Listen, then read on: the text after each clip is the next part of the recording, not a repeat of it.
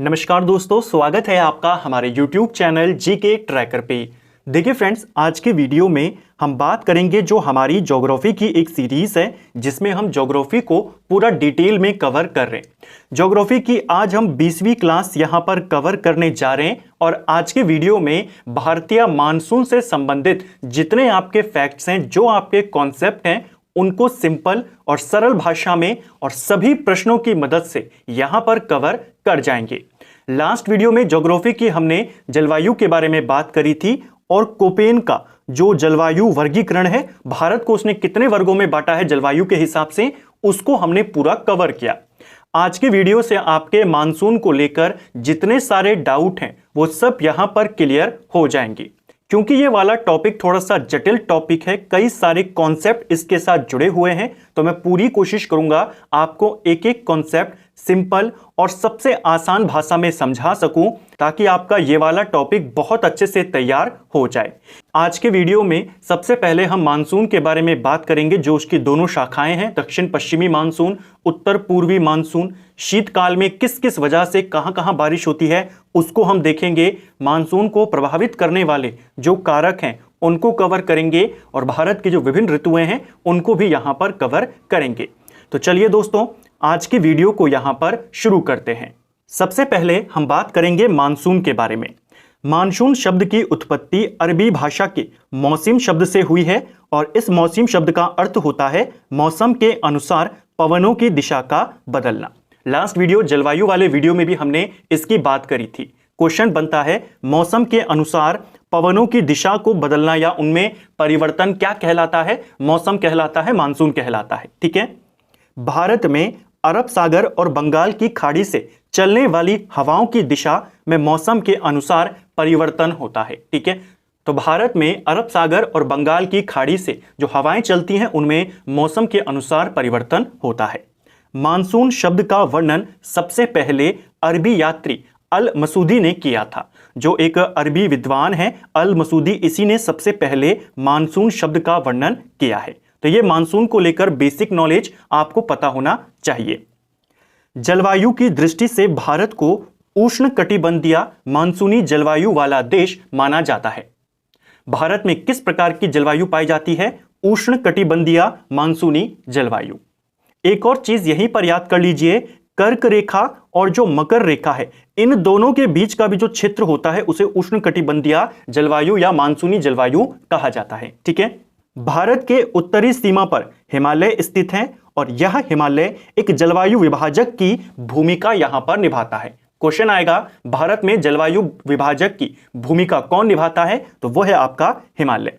हिमालय के कारण साइबेरिया यानी जो पूर्वी रशिया है, चाइना है, यहां से चलने वाली शीत और जो ठंडी हवाएं हैं, जो ध्रुवीय हवाएं हैं, भारत में प्रवेश नहीं कर पाती और इस कारण भारत में वास्तविक शीत ऋतु नहीं पाई जाती।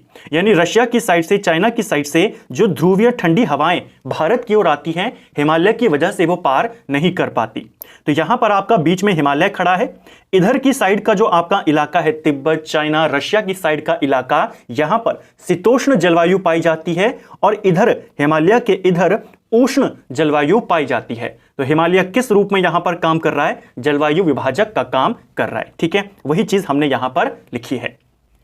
भारत में मानसून का आगमन। भारत में मानसून जून के पहले सप्ताह में आता है। भारत में मानसून कब आता है? आमतौर पर 1 जून को यहां पर पहुंच जाता है, जून के पहले हफ्ते में आ जाता है। सबसे पहले मानसूनी हवाएं केरल के तट से टकराती हैं, जिसे मानसून प्रस्फोट की संज्ञा दी जाती है। आपको क्वेश्चन देगा मानसून प्रस्फोट यानी ब्रस्ट ऑफ मानसून क्या होता है? तो आप कहेंगे मानसून का केरल में आगमन। ठीक है। या केरल के तट से टकराना, मालाबार तट से टकराना। तो भारत में सबसे पहले मानसून कहां पर आता है? केरल में आता है। इसके बाद फिर आपका जो इधर आपका बंबई का इलाका है, इधर कलकत्ता का इलाका है, यहां पर मानसून आपके 5 से 10 जून के मध्य तक पहुंच जाता है और उसके बाद फिर पटना, अहमदाबाद तक पहुंच जाता है और 15 तारीख के बाद पूरे भारत में फैल जाता है। समुद्र से दूरी बढ़ने के साथ साथ मानसूनी वर्षा घटती रहती है। यानी केरल के आसपास इलाका क्योंकि समुद्र के नजदीक है तो बारिश ज्यादा होगी, दिल्ली में बारिश कम होगी। तो समुद्र से जैसे जैसे दूरी बढ़ती रहेगी, मानसूनी वर्षा आपकी कम होती रहेगी। ठीक है। मानसून का सबसे अधिक प्रभाव पश्चिमी घाट और पूर्वोत्तर हिमालय इलाकों में होता है। पश्चिमोत्तर भारत में कम बारिश देखने को मिलती है। पूर्वोत्तर हिमालय में आप जानते हैं बंगाल की खाड़ी वाला मानसून सबसे पहले वहीं पहुंचता है और वहीं पर जो नॉर्थ ईस्ट की हमारी पहाड़ियां हैं, गारो पहाड़ी, खासी पहाड़ी, वहां पर मानसून टकराता है और सबसे ज्यादा बारिश बंगाल की खाड़ी के कारण वहां पे होती है, जो बंगाल की खाड़ी वाली शाखा होती है। और वहीं पर स्थित है आपका मासिनराम, जो दुनिया में सबसे ज्यादा बारिश वाला इलाका है। इधर से अरब सागर की जो शाखा है वो पश्चिमी घाट से टकराती है और वहां पर ज्यादा बारिश करती है। ठीक है, जो भारत का पश्चिमोत्तर तट है, यानी गुजरात का ऊपरी इलाका जिधर आपका गुजरात का रण है और राजस्थान का पश्चिमी इलाका जहां पर आपका रेगिस्तान है, वहां पर बारिश कम होती है। उसी चीज को यहां पर लिखा है। इस पूरे टॉपिक के नोट्स हमने पूरी कोशिश करी है सिंपल यहां पर रखने की, ताकि आपको सारी चीजें बहुत अच्छे से समझ में आ जाएं। बस आपने इनको साथ साथ में नोट्स बनाते हुए चलने हैं, जो एक्स्ट्रा चीजें हैं उनको नोट करते हुए चलनी है और बाकी सारी चीजों को समझते हुए चलना है। भारत में दो तरह की मानसूनी हवाएं पाई जाती हैं। एक है आपकी दक्षिण पश्चिमी मानसून और एक आपका उत्तर पूर्वी मानसून। भारत में इन्हीं दोनों के कारण वर्षा होती है मानसून में, और कुछ वर्षा भारत में पश्चिमी विक्षोभ के कारण होती है, वेस्टर्न डिस्टर्बेंस के कारण होती है। अब हम उनको देखेंगे कहां पर किस वजह से बारिश होती है। सबसे पहले हम दक्षिण पश्चिमी मानसून के बारे में बात करेंगे। भारत में अधिकांश वर्षा इसी मानसून के कारण होती है। सीधा क्वेश्चन, भारत में सबसे ज्यादा वर्षा किसके कारण होती है? दक्षिण पश्चिमी मानसून। जो हवाएं ग्रीष्म ऋतु में दक्षिण पश्चिम से बहकर भारत में आती हैं उन्हें दक्षिण पश्चिम मानसून कहा जाता है। देखिए, ये आपका जो मैप होता है जिसको हम बनाते हैं जब रीजनिंग के क्वेश्चन को सॉल्व करते हैं, इधर आपका नॉर्थ होता है, इधर आपका साउथ होता है, इधर आपका वेस्ट होता है और इधर आपका ईस्ट होता है। ठीक है, और ये भारत का प्रायद्वीपीय भारत है। ठीक है, तो दक्षिण पश्चिम आपका ये रहा, ये पश्चिम है, ये दक्षिण है, दक्षिण पश्चिम ये रहा। इधर की साइड से जो हवाएं आ रही हैं, इन्हीं को बोला जाता है दक्षिण पश्चिम मानसून। उसे हम अभी यहां पर और अच्छे से क्लियर करेंगे। भारत में मानसून का समय जून से सितंबर तक रहता है। मानसून की अवधि क्या है? जून पहले हफ्ते से शुरू होती है, सितंबर मिड तक ये रहता है। इस दौरान क्या होता है? इस दौरान उत्तर पश्चिमी भारत और पाकिस्तान में निम्न वायु दाब का क्षेत्र बन जाता है और इस निम्न वायु दाब के क्षेत्र को भरने के लिए दक्षिणी गोलार्ध से जो दक्षिण पूर्वी पवनें चलती हैं वो विषुवत रेखा को पार करती हैं और पूर्व की ओर मुड़ जाती हैं फेरल के नियम के अनुसार, और बाद में यही दक्षिण पश्चिमी मानसूनी पवन का रूप ले लेती है। देखिए, हमने कहा क्या यहां पर? हमने कहा जो भारत का ऊपरी इलाका है आपका उत्तर पश्चिमी भारत पाकिस्तान का इलाका, वहां पर निम्न दाब का क्षेत्र बन जाता है। इस निम्न दाब के क्षेत्र को भरने के लिए दक्षिण पूर्वी जो वाणिज्यिक पवनें हैं वो इक्वेटर लाइन को पार करती हैं। ये आपकी इक्वेटर लाइन है और ये आपकी दक्षिण पूर्व की आपकी वाणिज्यिक पवनें हैं, ट्रेड विंड्स जिनको कहा जाता था। जैसे ही ये इक्वेटर को पार करेंगे, अभी इनकी दिशा किस ओर है? पश्चिम की ओर है। हमने वो डायग्राम देखा था ना, इधर नॉर्थ है, इधर वेस्ट है, इधर ईस्ट है। तो जैसे ही इक्वेटर को पार करेंगे, फेरल के नियम के अनुसार ये पूर्व की ओर बहनी शुरू हो जाएंगी, जैसा आप इस डायग्राम के माध्यम से देख सकते हैं। विषुवत रेखा को पार करके इनकी दिशा पूर्व की ओर हो गई। जैसे ही ये प्रायद्वीपीय भारत में पहुंचे, दो भागों में बढ़ जाते हैं। एक आपकी अरब सागर की ओर चली जाती है और एक आपकी बंगाल की खाड़ी की ओर चली जाती है। तो यही आपका दक्षिण पश्चिमी मानसून है जो प्रायद्वीपीय भारत में आकर दो शाखाओं में बढ़ जाता है। इसी को हमने थ्योरी में यहां पर लिखा। भारत में लगभग 90% वर्षा दक्षिण पश्चिमी मानसून के द्वारा ही होती है। 90% तो नहीं कहेंगे, अधिकांश वर्षा इसके कारण होती है। ठीक है, इसको हटा दीजिएगा। लगभग 74-75 के अराउंड बारिश दक्षिण पश्चिमी मानसून से होती है। ठीक है, प्रायद्वीपीय भारत में दस्तक देने के बाद दक्षिण पश्चिमी मानसून दो शाखाओं में बढ़ जाता है। जैसा हमने इस डायग्राम में देखा था कि जब ये प्रायद्वीपीय भारत दक्षिण भारत के नजदीक पहुंचा, दो शाखाओं में बढ़ गया। एक आपकी अरब सागरीय शाखा और एक आपकी बंगाल की खाड़ी की शाखा। अब इन दोनों के बारे में हम बात करेंगे। पहली है अरब सागर की शाखा। अरब सागर की शाखा पश्चिमी घाट से टकराती है और सबसे पहले केरल में वर्षा करती है। इसे मानसून प्रस्फोट कहते हैं, जैसा हमने ऊपर देखा था कि मानसून सबसे पहले, और कौन सा वाला मानसून? अरब सागर वाला मानसून। ठीक है, तो ये सबसे पहले आता है। केरल में बारिश होती है पश्चिमी घाट से टकराने के बाद। पश्चिमी घाट पर्वत के पूर्वी भाग में वर्षा की मात्रा कम होती है। जो पश्चिमी घाट का पूर्वी भाग है वहां पर हमको बारिश कम देखने को मिलती है। अरब सागर की शाखा राजस्थान से गुजरती हुई हिमालय से टकराती है और फिर आपके जम्मू कश्मीर, हिमाचल के पर्वतीय ढालों में यह बारिश करती है। तो जो अरब सागर वाली शाखा थी, सबसे पहले ये केरल में बारिश करवाती है, उसके बाद ये शाखा 3 धाराओं में मुड़ जाती है। एक धारा गुजरात की ओर चली जाती है जो वहां बारिश करवाएगी, एक धारा राजस्थान होते हुए सीधी निकल जाती है, हिमालय से टकराती है और फिर वहां पर बारिश करवाती है, और एक धारा मध्य प्रदेश की ओर निकल जाती है। क्वेश्चन आता है इस वाली शाखा से, इस वाली धारा से जो राजस्थान से गुजरती हुई हिमालय से टकराती है।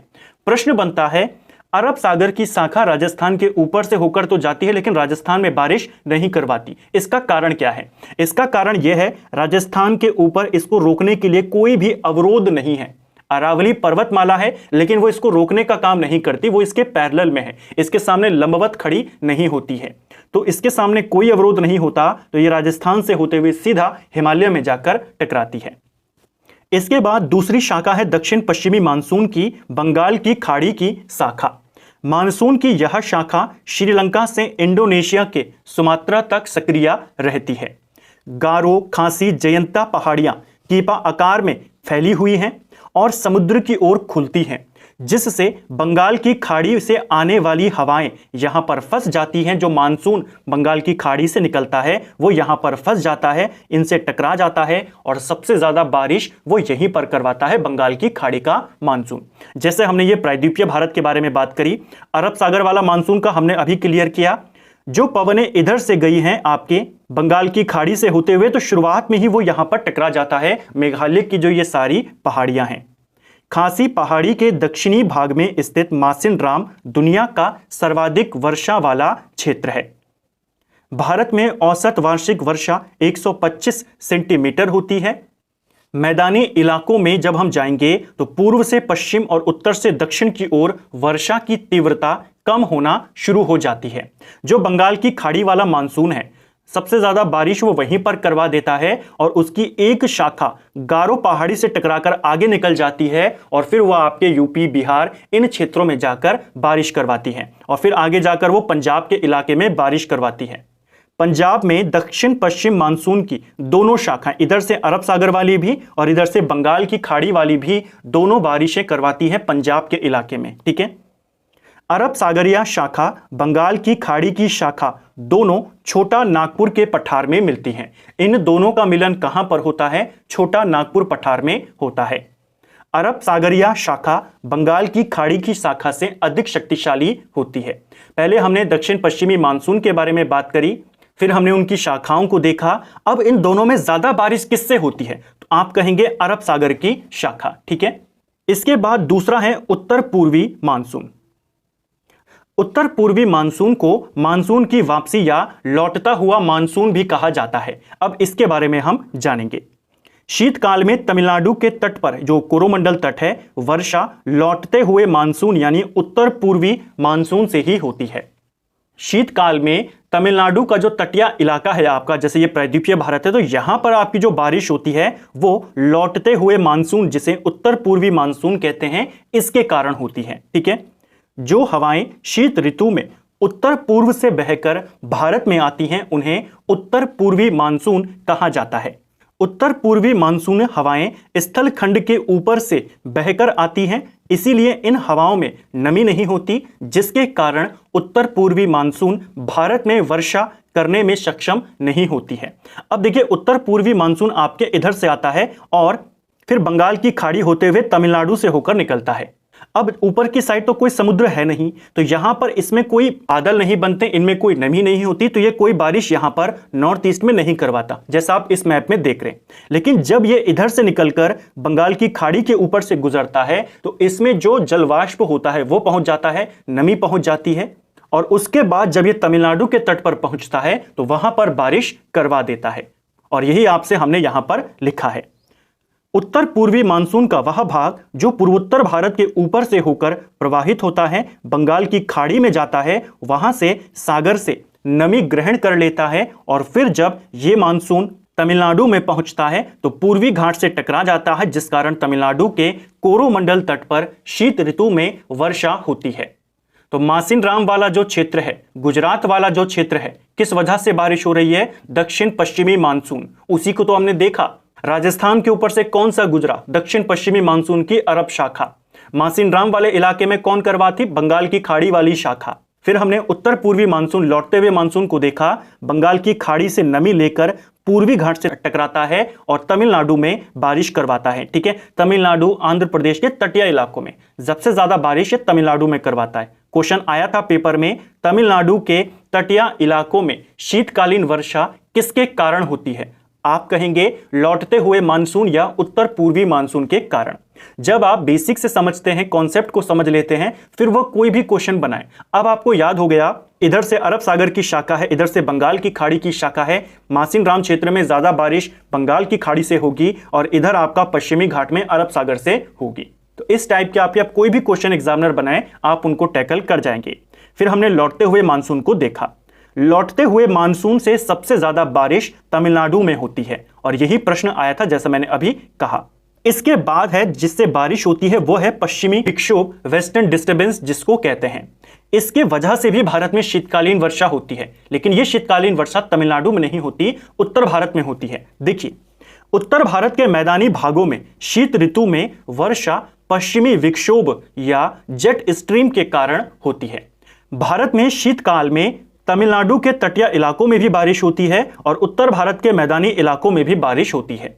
तमिलनाडु के तटीय इलाकों में लौटते हुए मानसून के कारण बारिश होती है शीतकाल में, और उत्तर भारत में यह पश्चिमी विक्षोभ के कारण होती है। शीत ऋतु में भूमध्य सागर से शीतोष्ण चक्रवात उठने लगते हैं। इन्हें पश्चिमी जेट स्ट्रीम भारत की ओर ले आती है। देखिए, भारत आप मान लीजिए इधर आपका भारत है और इधर की साइड आपका भूमध्य सागर है पश्चिम की ओर।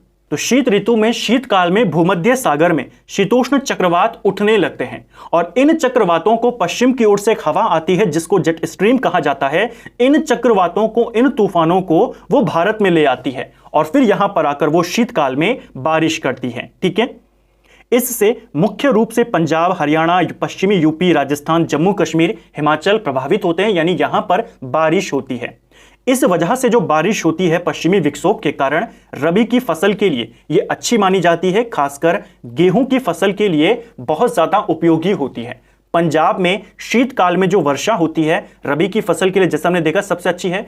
इसको पंजाब में रबी की फसल का टॉनिक कहा जाता है। ठीक है, शीतकालीन ये जो वर्षा राजस्थान में भी होती है, इसे मावट या मावट कहा जाता है। अब आपका कॉन्सेप्ट क्लियर हो गया कि जो पश्चिमी विक्षोभ के कारण बारिश होती है वो किस वजह से होती है। भूमध्य सागर में शीतकाल में चक्रवात उठने लगते हैं। उन चक्रवातों को पश्चिम की ओर से एक हवा आती है जिसको जेट स्ट्रीम कहते हैं, वो भारत ले आती है और उत्तर भारत के इलाकों में शीतकाल में बारिश होती है और ये शीतकालीन बारिश रबी की फसल के लिए अच्छी मानी जाती है। तो ये आपके तीनों को हमने देखा जिनकी वजह से भारत में बारिश होती है। दक्षिण पश्चिमी मानसून, उत्तर पूर्वी मानसून जिसको लौटता हुआ मानसून कहते हैं, और फिर पश्चिमी विक्षोभ। अब बात करते हैं भारत में वर्षा के अनुपात की, यानी किसकी वजह से कितनी बारिश होती है। दक्षिण पश्चिमी मानसून से भारत में लगभग 74% बारिश होती है। जैसा हमने ऊपर देखा, 90 वाले को मैंने कहा था करेक्ट कर देना, 74 से 75 के करीब होती है। तो 74% दक्षिण पश्चिमी मानसून से, और इसमें भी ज्यादा बारिश किससे होती है? अरब सागर के मानसून से, लगभग 65%। बाकी 35 आपका बंगाल की खाड़ी। पश्चिमी विक्षोभ जो वेस्टर्न डिस्टर्बेंस होता है, इसकी वजह से लगभग 3% बारिश होती है। मानसून पूर्व स्थानीय चक्रवात जो आते हैं, इसको चक्रवात करना, उसकी वजह से लगभग 10% बारिश होती है भारत में। प्रत्यवर्ती मानसून जो होता है, इसकी वजह से 13% भारत में बारिश होती है। इनको आपने याद करना है। ठीक है, पश्चिमी विक्षोभ से कितना प्रतिशत होती है, दक्षिणी पश्चिम मानसून से कितना होती है, मानसून से पहले जो चक्रवात वर्षा चलते हैं जिनको नार्वेस्टर, काल बैसाखी वो सब कहते हैं, उनको हम अभी देखेंगे, उसकी वजह से 10% बारिश होती है। ठीक है, मानसून को प्रभावित करने वाले कारक कौन कौन मानसून को प्रभावित करता है? देखिए, अल नीनो करती है, ला नीना, पश्चिमी महासागर द्विध्रुव जिसको डायपोल कहते हैं, पश्चिमी महासागर डायपोल, चक्रवात निर्माण और जेट स्ट्रीम, ये सारे भारत के मानसून को प्रभावित करते हैं। इनकी ज़्यादा परिभाषा में नहीं जाएंगे, टॉपिक ज़्यादा लेंथी हो जाएगा, उतना डिटेल नहीं आती, सिर्फ आपको 4 विकल्प दे देता है, इनमें से कौन प्रभावित करता है कौन नहीं करता है। ठीक है, भारत में ऋतुएं, अब इनको लेकर भी आपके क्वेश्चन बन जाते हैं। अब हम इनको देखेंगे।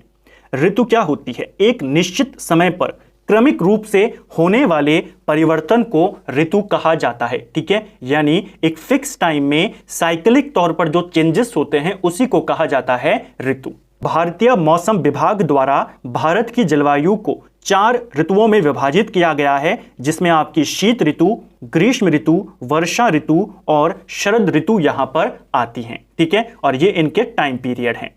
तो भारत को मौसम विभाग के द्वारा कितनी ऋतुओं में बांटा गया है? 4 ऋतुओं में बांटा गया है। अब हम इनको यहां पर देखेंगे। सबसे पहले आती है शीत ऋतु। इसका काल मध्य दिसंबर से फरवरी तक माना जाता है, जो प्रॉपर है, जैसा हमने ऊपर डेट्स देखी थी, दिसंबर से लेकर मार्च तक आप इसको करना। शीत ऋतु में भारत का सबसे ठंडा स्थान द्रास होता है, और यह एसएससी के एग्जाम में पूछा गया था, भारत में सबसे ठंडा स्थान कौन सा है? द्रास है, जो लद्दाख में है। समुद्र के समकारी प्रभाव और भूमध्य रेखा से निकटता के कारण प्रायद्वीपीय भारत में कोई निश्चित शीत ऋतु नहीं होती है। देखिए, जो समुद्र है आपका वो दक्षिण भारत के ज्यादा नजदीक है, तो वहां पर लगभग एक जैसा मानसून रहता है। उत्तर भारत की तरह शीत ऋतु वहां पर हमको उतनी ज्यादा देखने को नहीं मिलती। शीतकाल में पवनें स्थल से समुद्र की ओर चलती हैं, जिसके कारण इनमें नमी नहीं होती और भारत के अधिकांश भागों में वर्षा नहीं करती। उत्तर पूर्वी मानसून की डेफिनेशन आपको यहां पर दिख रही होगी। शीतकाल में ही उत्तर पूर्वी मानसून आपका एक्टिव होता है। ठीक है, तो समुद्र की ओर चलनी पवनें शुरू कर देती हैं। अब क्योंकि स्थल की ओर से आ रही होती है तो नमी नहीं होती। जब बंगाल की खाड़ी के ऊपर से बहेंगी तब उनमें नमी आती है और तब वो तमिलनाडु के तट पर बारिश करवाती हैं। इस ऋतु में भूमध्य सागर से उठने वाले शीतोष्ण चक्रवात पश्चिमी जेट स्ट्रीम के सहारे भारत में प्रवेश कर जाते हैं। यह भी शीत ऋतु के अंदर होता है। तो अभी हमने इनको अलग अलग मानसून में पढ़ा, अब हम इनको ऋतुओं के अंतर्गत पढ़ रहे हैं कि किस ऋतु में क्या चेंजेस होते हैं। तो पहला चेंज हमने उत्तर पूर्वी मानसून देखा, दूसरा है पश्चिमी विक्षोभ, ये भूमध्य सागर से उठने वाले चक्रवात, और इन चक्रवातों के कारण पंजाब, हरियाणा, राजस्थान, यूपी, हिमाचल, जम्मू कश्मीर में बारिश होती है। शीत ऋतु में लौटते हुए मानसूनी पवनें बंगाल की खाड़ी से आर्द्रता ग्रहण कर लेती हैं और तमिलनाडु के तटीय क्षेत्रों में बारिश करती हैं। तो वो जो दोनों घटनाक्रम थे हमारे उत्तर पूर्वी मानसून का और पश्चिमी विक्षोभ का, दोनों कब हो रहे थे? शीतकाल में। बस फर्क इतना है दोनों में, एक घटना तमिलनाडु के तटीय इलाकों में हो रही है बारिश जिसकी वजह से, और दूसरे की वजह से उत्तर भारत में। इसीलिए हमने उन दोनों को शीत ऋतु में पढ़ा। अगला है ग्रीष्म ऋतु। ग्रीष्म ऋतु आपके मार्च से लेकर मई के महीने तक रहती है, मार्च से जून तक रहती है ये। ठीक है, प्रायद्वीपीय भारत पर समुद्र के समकारी प्रभाव के कारण ग्रीष्म ऋतु भी उतनी नहीं हमको देखने को मिलती जितना उत्तर भारत में इसका प्रभाव देखने को मिलता है। वहां पर लगभग तापमान एक जैसा रहता है। इस ऋतु में उत्तर और उत्तर पश्चिमी भारत में दिन के समय में तेज और गर्म शुष्क हवाएं चलती हैं, जिनको लू कहा जाता है। तो लू कब चलती है? ग्रीष्म ऋतु के दौरान उत्तर और उत्तर पश्चिमी भारत में चलती हैं। ग्रीष्म ऋतु में असम और बंगाल में तीव्र आर्द्र हवाएं चलने लगती हैं, जिनसे गरज के साथ वर्षा होती है और इसे पूर्व मानसून चक्रवात के नाम से जाना जाता है। ऊपर हमने देखा था ना कि पूर्व मानसून चक्रवात के कारण कितने प्रतिशत बारिश हो रही थी? लगभग 10% बारिश हो रही थी। तो वो भी ग्रीष्म ऋतु में ही होता है, मानसून के आने से जस्ट पहले। बंगाल और असम की साइड यानी बंगाल नॉर्थ ईस्ट की साइड आपके चक्रवात आने लगते हैं, तूफान आने लगते हैं, जिनसे बारिश होती है। इसी को कहते हैं पूर्व मानसून चक्रवात। इन हवाओं को, जो चक्रवात आते हैं, इन हवाओं को पूर्वी भारत यानी उड़ीसा में नार्वेस्टर कहते हैं, बंगाल में इनको काल बैशाखी कहते हैं, असम में इन्हें बोडो चिल्ला कहते हैं। यानी जो ये हवाएं चलती हैं, तूफानी हवाएं चलती हैं, इनको अलग अलग जगहों पर अलग अलग नाम दिए गए हैं। आपको क्वेश्चन आएगा, बताइए नार्वेस्टर क्या है? तो आप कहेंगे पूर्व मानसून, मानसून आने से पहले जो तूफानी हवाएं चलती हैं उनको कहते हैं नार्वेस्टर। इसी नार्वेस्टर को बंगाल में काल बैसाखी कहा जाता है, उड़ीसा में इनको नार्वेस्टर कहते हैं, असम में इनको बोडो चिल्ला कहते हैं, कर्नाटक में इनको चेरी ब्लॉसम कहा जाता है, और इस हवाओं की तरफ से जो बारिश होती है उसको कॉफी वर्षा कहा जाता है, क्योंकि कॉफी के लिए काफी अच्छी होती है। आम की फसल के लिए भी इसकी वजह से, जो पूर्व मानसून की वजह से बारिश होती है, वो आम की फसल के लिए लाभदायक होती है। इस कारण इसे केरल में आम्र वर्षा कहते हैं। तो आम्र वर्षा भी किसका पार्ट है? नॉर्वेस्टर, काल बैसाखी, सब किसके भाग हैं? पूर्व मानसून चक्रवात के भाग हैं, मानसून के आने से पहले का जो मानसून है। ठीक है, और इन तूफानों की वजह से जो वर्षा होती है उसे कॉफी वर्षा, आम्र वर्षा कहा जाता है। आम्र वर्षा आपके बिहार की साइड भी होती है, केरल की साइड भी होती है, ज्यादातर पॉपुलर ये केरल में है। ठीक है, इसके बाद आती है वर्षा ऋतु। वर्षा ऋतु यानी कि दक्षिण पश्चिमी मानसून सिर्फ। ठीक है, यह आपके जून से सितंबर तक रहती है। जो वर्षा ऋतु है आपकी जून से लेकर सितंबर तक रहती है। इस दौरान भारत में दक्षिण पश्चिमी मानसून पवनों के द्वारा मानसूनी वर्षा होती है। इस समय उत्तर पश्चिमी भारत और पाकिस्तान में तापमान ज्यादा होता है, जिस कारण वहां पर निम्न वायुदाब क्षेत्र बन जाता है, जैसा हमने ऊपर देखा था। इस दाब को भरने के लिए दक्षिण पूर्वी व्यापारिक पवनें विषुवत रेखा को पार करती हैं, दक्षिण पश्चिमी मानसूनी पवनें के रूप में भारत में प्रवेश करती हैं, और फिर उसके बाद क्या होता है? दो भागों में बढ़ जाता है, जो हमने ऊपर देखा। तो यह है वर्षा ऋतु। फिर आती है शरद ऋतु। इस ऋतु का समय सितंबर से मध्य दिसंबर तक माना जाता है। इस समय मौसम ना अधिक गर्म होता है ना अधिक ठंडा होता है। ठीक है, यानी कि सुहाना मौसम इस समय होता है, ना ज्यादा गर्मी होती है ना ज्यादा ठंड होता है। यह भारत में मानसून के लौटने का समय होता है, और फिर जाते जाते ये भारत में फिर तमिलनाडु के तट पर बारिश करके जाता है। तो यह है आपकी शरद ऋतु। तो हमने पहले बारिश को मानसूनों के अंतर्गत देखा, फिर हमने ऋतुओं के अंतर्गत देखा कि जो पश्चिमी विक्षोभ है और उत्तर पूर्वी मानसून है उसकी वजह से शीत ऋतु में बारिश है, वर्षा काल में दक्षिण पश्चिमी मानसून और ग्रीष्म काल में पूर्व मानसून के कारण बारिश है। ठीक है, अब इन्हीं ऋतुओं को भारत की परंपरागत जो ऋतुएं हैं उनके रूप में भी पूछ लेता है कि भारत में बसंत ऋतु का आगमन कब से कब तक होता है, अंग्रेजी कैलेंडर के अनुसार या हिंदी कैलेंडर के अनुसार। दोनों को हम यहां पर देखेंगे। सबसे पहली है बसंत ऋतु, मार्च से अप्रैल का महीना, भारतीय कैलेंडर के अनुसार चैत्र बैसाख के महीने में आती है। कुछ एग्जाम में यहां से क्वेश्चन बना है, इसीलिए मैंने इस वाले टॉपिक को भी इसमें इंक्लूड किया है। दूसरी है ग्रीष्म ऋतु, ये आपके मई से जून के बीच में पाई जाती है। भारत की जो परंपरागत ऋतुएं हैं जो हमने ऊपर देखी वो तो मौसम विभाग ने बांटा है। ग्रीष्म ऋतु मई से जून में भारतीय कैलेंडर के अनुसार ज्येष्ठ और आषाढ़ महीना इसके अंतर्गत आते हैं। तीसरी है वर्षा ऋतु, जुलाई से अगस्त के महीने में, श्रावण भाद्र माह हिंदी कैलेंडर के अनुसार, भारतीय कैलेंडर के अनुसार। शरद ऋतु सितंबर से अक्टूबर के बीच में, अश्विन और कार्तिक मास में। हेमंत ऋतु आपके नवंबर से दिसंबर के बीच में, मार्गशीर्ष और पौष महीने में, और अंत में शिशिर ऋतु जनवरी से फरवरी के महीने में, माघ और फाल्गुन माह में भारतीय कैलेंडर के अनुसार। तो ये भारत की परंपरागत ऋतुएं हैं, कौन किस महीने में पड़ती हैं पूछ लेता है, और फिर हमने मौसम विभाग ने जिनको बांटा है उसको भी यहां पर कवर किया। तो फ्रेंड्स ये था हमारा आज का वीडियो जिसमें हमने भारत के मानसून के बारे में बात करी। थोड़ा सा जटिल टॉपिक था, हमने कोशिश करी कि सभी प्रश्नों को आपको बिल्कुल सिंपल भाषा में मैं समझा सकूं। दक्षिण पश्चिम मानसून, उत्तर पूर्वी मानसून, शीतकालीन वर्षा, पश्चिमी डिस्टर्बेंस, उम्मीद करता हूं ये सारे कॉन्सेप्ट अब आपके अच्छे से क्लियर हो गए होंगे। यहां से आपसे अब कोई भी क्वेश्चन बने कि पंजाब में बारिश कौन करवाता है, उत्तर भारत में शीतकाल में बारिश कौन करवाता है, तमिलनाडु के तट पर कौन करवाता है, नॉर्थ ईस्ट में ज्यादा बारिश कौन करवाता है, उन सब का आंसर अब आप इजीली कर जाएंगे। उम्मीद करता हूं आपको आज का वीडियो पसंद आया होगा। अगर आपको ये वीडियो पसंद आया है तो वीडियो को लाइक करें। अगर आप चैनल पर पहली बार आए हैं चैनल को सब्सक्राइब करें, अपने दोस्तों के साथ शेयर करें। वीडियो आपको कैसा लगा कमेंट बॉक्स में हमें जरूर बताएं। Thank you friends.